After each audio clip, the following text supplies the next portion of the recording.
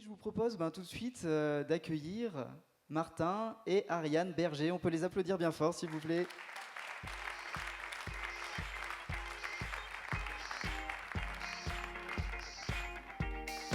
Bienvenue.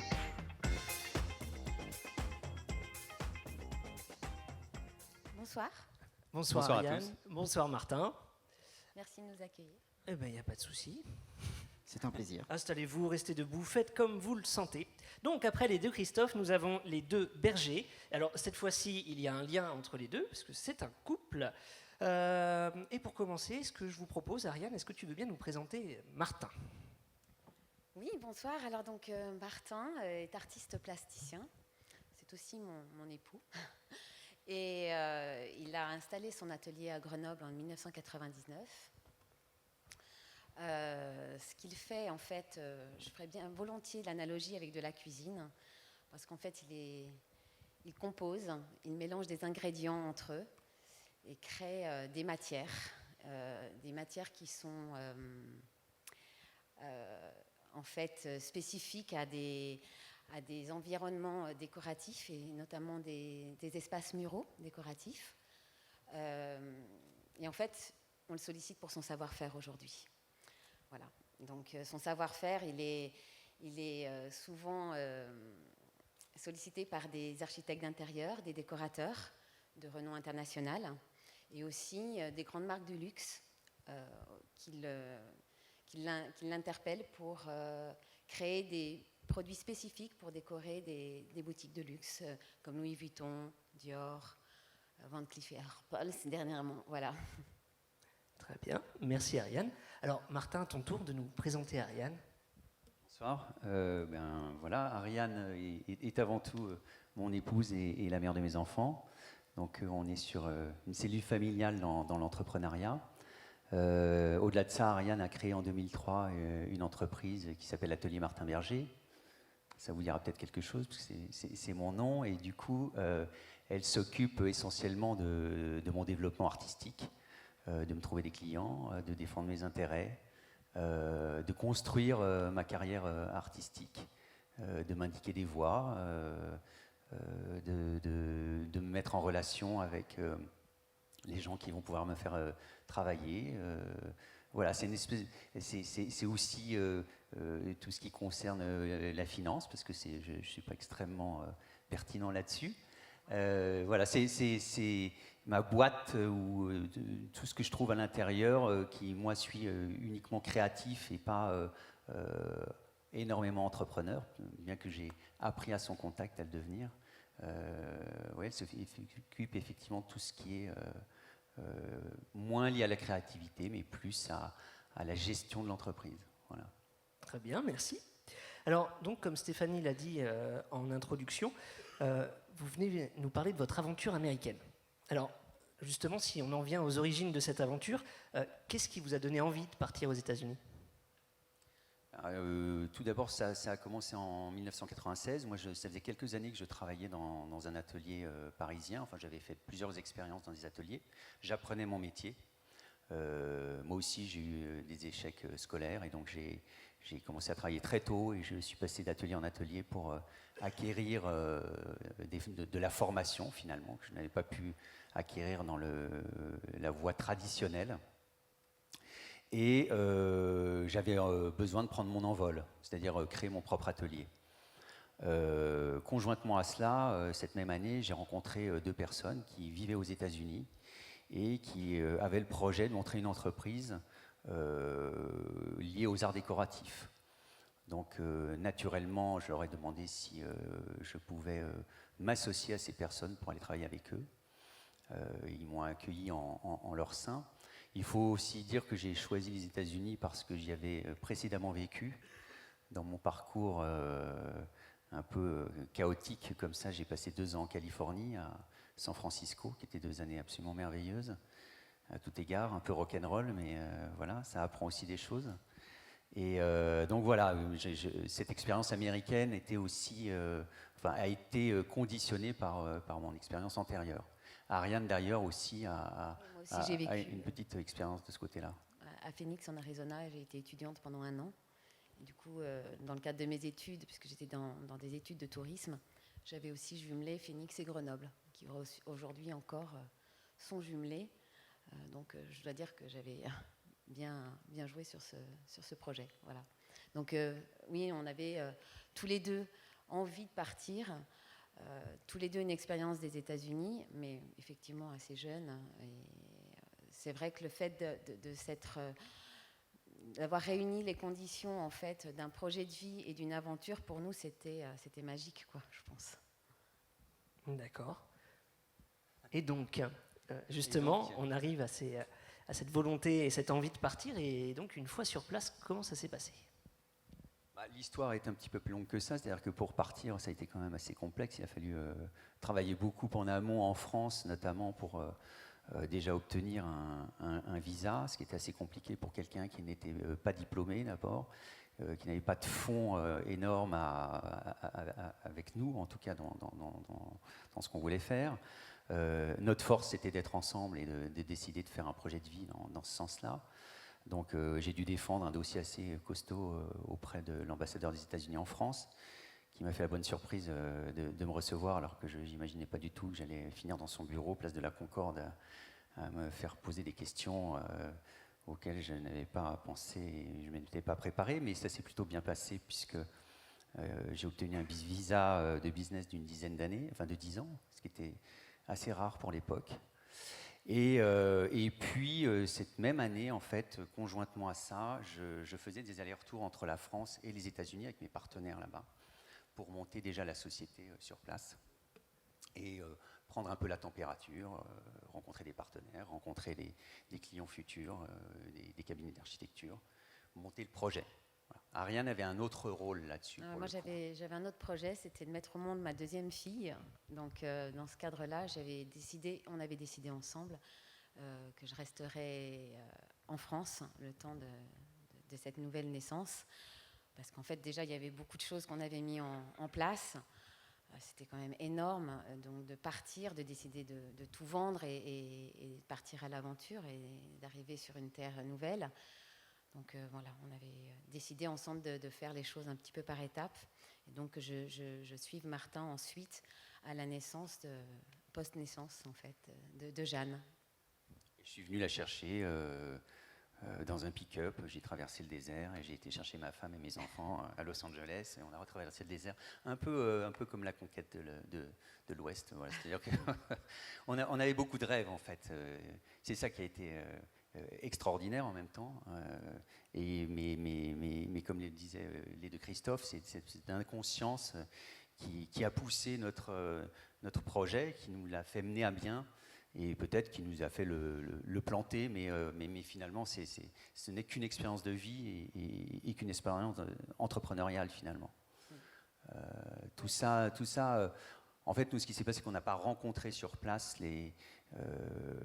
la culture qui était la nôtre ici, déjà très ancrée. Donc c'est là un petit peu où on a fait une erreur, c'est-à-dire qu'on n'a pas assez considéré que la population qui était sur place là-bas, c'était pas uniquement l'argent qui allait leur faire comprendre le niveau des choses que je faisais, mais c'était bien autre chose. Ils n'avaient pas l'appréhension de ce que je pouvais leur proposer. Ils étaient peut-être un petit peu trop nouveaux. Oui, parce que Phoenix, c'est quand même effectivement Phoenix, Scottsdale et toutes les communes environnantes sont effectivement il y a un pouvoir d'achat qui est assez important, il y a une offre touristique qui est très ciblée sur une clientèle haut de gamme qui est amoureuse en général du golf.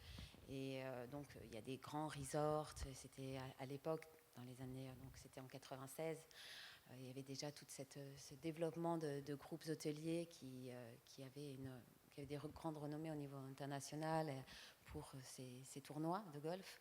Et du coup, ça a attiré aussi une clientèle de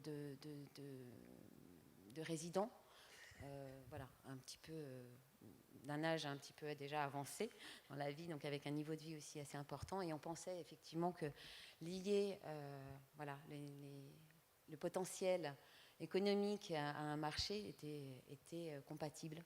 Or, ce n'est pas forcément le cas. D'accord, alors justement, qu'est-ce qui n'a pas marché?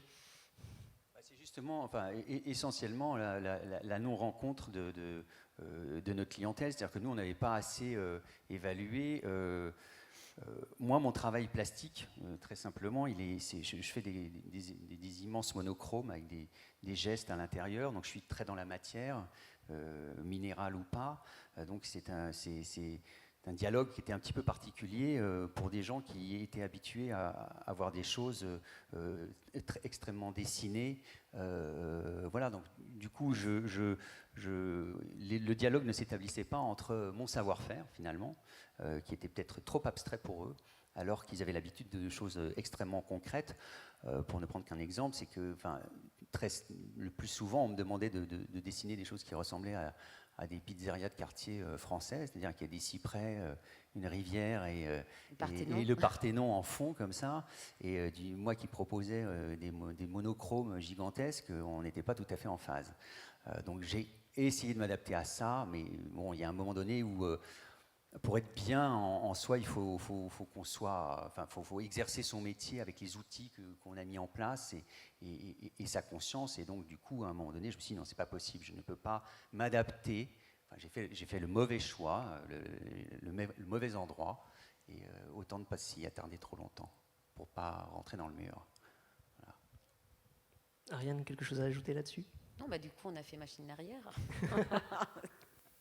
Voilà, donc on est reparti, on a fait un rewind. Et donc on a repris nos 12 cantines. Voilà, bon, l'installation, effectivement, c'était compliqué parce que c'était pas une installation comme si vous étiez expatrié avec une entreprise. Donc c'était vraiment notre propre volonté. Donc c'était vraiment voilà, c'était expérimental. On aurait voulu que ça dure plus longtemps. Et effectivement, devant l'échec, c'était quand même compliqué. À un moment donné, Martin me proposait de changer de destination, de partir à San Francisco. Bon, moi, j'étais déjà toute tremblante. De me dire que j'allais encore à San Francisco, ça allait être un peu compliqué. Il y a eu de tremblements de terre fort aussi. Donc on était déjà en tremblement, donc je crois que c'était un peu compliqué. Trop dur. Et puis, du coup, on est revenu et en fait, on ne s'est pas mis finalement tant que ça en situation d'échec. On s'est dit qu'on allait recommencer. Donc, on n'a pas vu ça comme un échec en disant, bon, ça y est, c'est fini. Non, on s'est dit, bon, on va recommencer autrement. D'accord. Et cette histoire-là, on la sent bien du côté, je dirais, professionnel. Comment vous l'avez vécue en tant que couple? Ariane. Style live. Disons qu'on a vécu des temps forts parce que je veux dire, on est resté quand même séparés assez longtemps, à peu près 6 mois. J'ai effectivement donné naissance à Jeanne sans que Martin puisse la découvrir avant qu'elle ait un mois et demi. Donc bon. C'est vrai, quand je suis arrivée avec mes 12 cantines, moi j'étais super contente. Je me suis dit, ça y est, c'est le projet de notre vie qui va se réaliser. J'arrive avec mes enfants, mes cantines, et puis je vais rentrer dans une maison, voir un projet qui prend forme. Et c'est vrai que ça a été un peu compliqué de se dire, c'est pas si facile que ça, il faut être réaliste. Je retombais un petit peu parce qu'on était décalés au niveau de nos vies respectives pendant tout ce temps-là. Il y avait les décalages horaires, on n'avait pas les réseaux aujourd'hui qu'on a aussi facilement pour communiquer.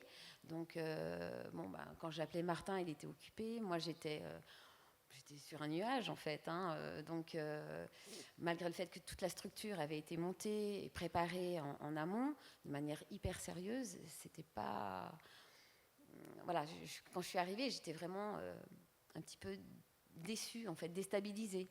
Et puis après, je m'en suis vite remise en fait en disant on est reparti vraiment seul, sans finances, puisqu'on avait tout perdu, du coup même les finances.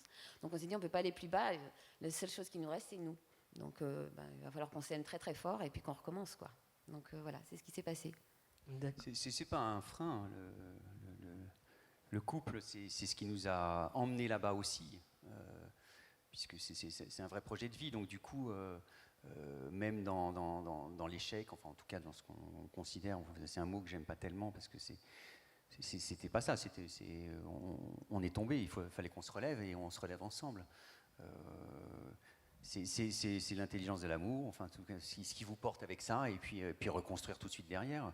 Ça a été compliqué, moi je suis tombé de très haut, j'ai perdu totalement confiance en moi, puisque moi dans les créativités, quand elle n'est pas reconnue, c'est quand même un peu complexe, et c'est ce qui s'est passé là-bas. Et voilà, mais on a toujours été soudés, on a toujours décidé enfin, lorsqu'on est revenu, ce qui était compliqué, c'était socialement, mais nous, on est restés extrêmement soudés ensemble.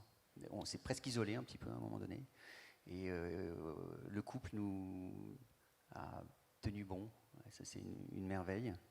Et encore aujourd'hui, c'est une force incroyable, quoi. Je veux dire, aujourd'hui, on progresse, on a plusieurs ateliers, on a 5 personnes qui travaillent avec nous. Ça paraît petit pour certains au niveau de l'entrepreneuriat, mais pour nous, c'est très important. On a des chantiers dans le monde entier.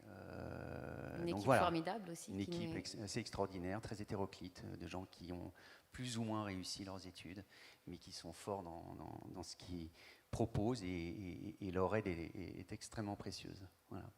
D'accord. Alors, moi, de ce que vous dites, il y a quelque chose d'important que je retiens. J'espère que le public l'a retenu. C'est pas de Parthénon et de cyprès sur les murs.